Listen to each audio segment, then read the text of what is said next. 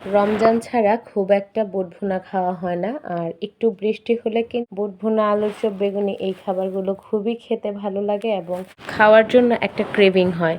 তো সেই জন্যই আসলে বৃষ্টি যেহেতু হচ্ছে শরৎকালে, তো বৃষ্টিটা একটু বেশি হয়। আমরাও বুট ভুনা করে নিয়েছিলাম। বুট ভুনাটা খাওয়ার সময় কিন্তু একটু অন্যরকম লেগেছিল। তো এই বুট ভুনাটা কিন্তু যত সিম্পল ভাবে করা যায় তত ভালো লাগে। কড়াই ভালোভাবে গরম করে তার মধ্যে 2-3 টেবিল চামচের মতো সয়াবিন তেল দিয়েছি।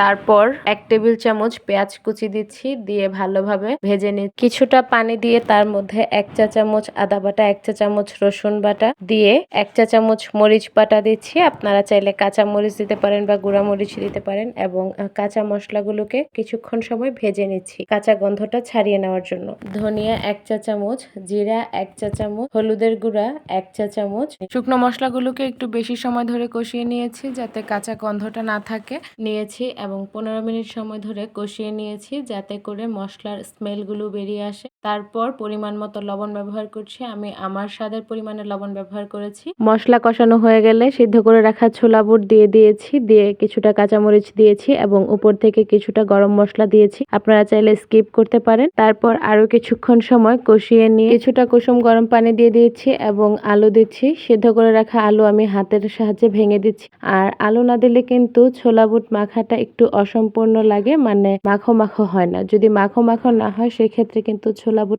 ভুনা আমার কাছে খুব একটা বেশি ভালো লাগে না। আর তার জন্য আমি আমার বাসায় রান্না করা ছোলা বুট ভুনাটা খেতেই বেশি কমফোর্টেবল। আপনারা কিভাবে খেতে পছন্দ করেন, কিভাবে ভুনা করেন সেই রেসিপি শেয়ার করতে পারেন কমেন্টসে অথবা ভিডিও আকারে। আর খুব সিম্পল একটা রেসিপি, আমি আমার বাসায় যেভাবে রান্না করা হয় সেটা আপনাদের সাথে শেয়ার করলাম।